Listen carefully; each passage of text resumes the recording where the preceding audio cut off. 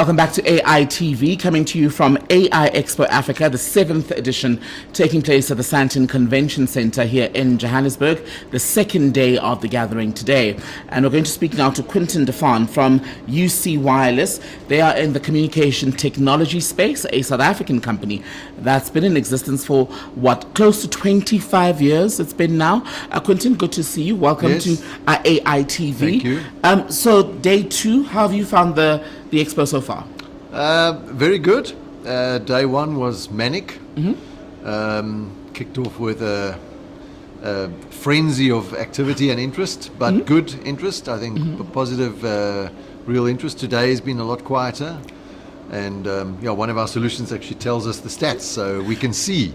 Oh, and what does it say? Now I'm curious. It says that we're about 50% down on activity today. Okay. But maybe it's more quality than quantity. So see, this is my thing.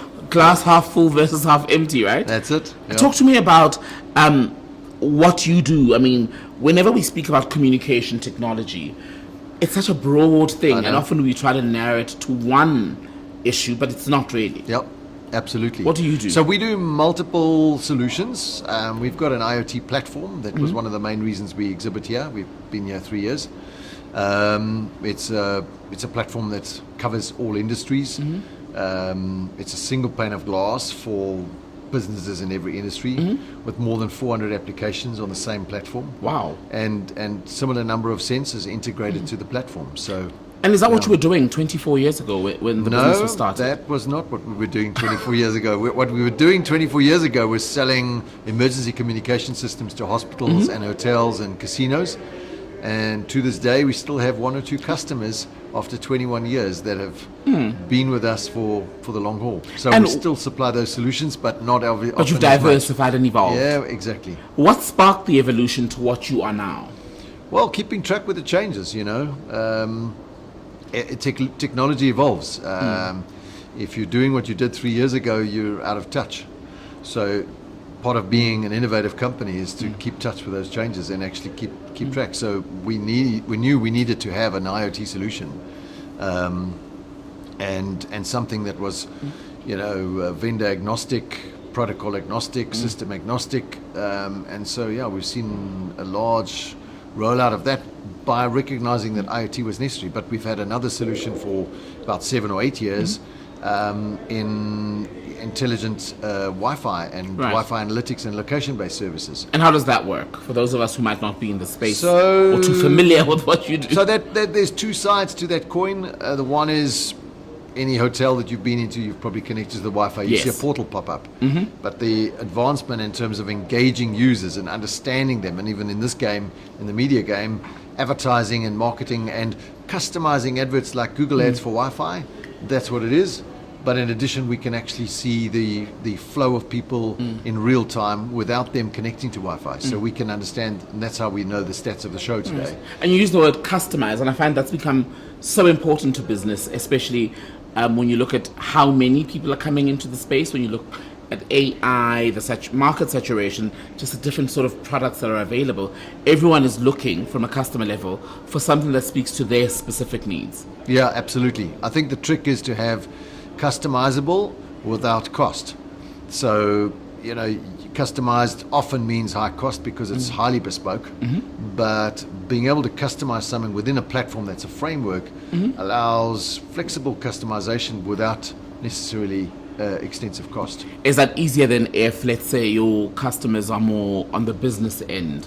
So hotels, which you use as an example, for example, are they more willing to pay fairly for what you do? I think everyone wants to pay less these days. So see how high pitched my voice went on pay. Yeah, exactly. It drives the innovation because you to stay in the game, you need to stay price competitive as well. So you've got to add value. The value's got to deliver an ROI, and if that works, then there's business, I think. And how much room is there for innovation in your space? Quite a lot.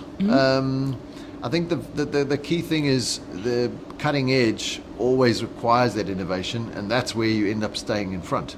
But you've got to have smart technology and smart software innovations. So that's what we We find, yeah. And what do you think the future holds? Well, I think just looking at the trend on AI itself, I suppose it's a bit of a scary trend because it's an explosion. It's it's an exponential curve like this. All at once. If I compare the first year we were here, where AI was a word, last year there were a few more people, and in the last year, you know, everyone's got access to multiple AI platforms in their pocket. So just in 1 year, the explosion has been. So I think AI is definitely changing the game, but it's, as with any technology, it's first got to actually find material value. It's a buzzword, but how do we extract the value out of it? And that's, I think, where the real game changers lie. So getting real benefit from the explosion for individual businesses in a sense. Correct. How to make it mainstream, reliable, trustable. But I think, we've talked to quite a few other vendors here because our systems generate a truckload of data, and there's room for that innovation. So looking at ways of actually transforming that data into meaningful business stories. I want to ask you about trust. It keeps coming up in the conversations we've had, along with the question of around ethics, ethical AI, etc. Do you find attitudes are changing? Because people have not necessarily been very trusting because it feels as though we're having to surrender a lot of control and information in some of the scenarios. I think the word trust has got two sides to it. The one is obviously, do I trust what I'm being told, or how people are communicating with me? The other one is, do I trust what the data is telling me? So when you have AI telling you a story, it's like, am I going to bank my life on this, or what level of trust have I got in it? Because I've got no reference. It's not a human being. How can I trust the app? Exactly. How can I trust the machine? Well, the data is deriving an answer for you. You've got to decide how much you believe it. Really good to speak to you. Quentin Daffarn, good to speak to you from UC Wireless. They're in the communication technology space. This is AITV.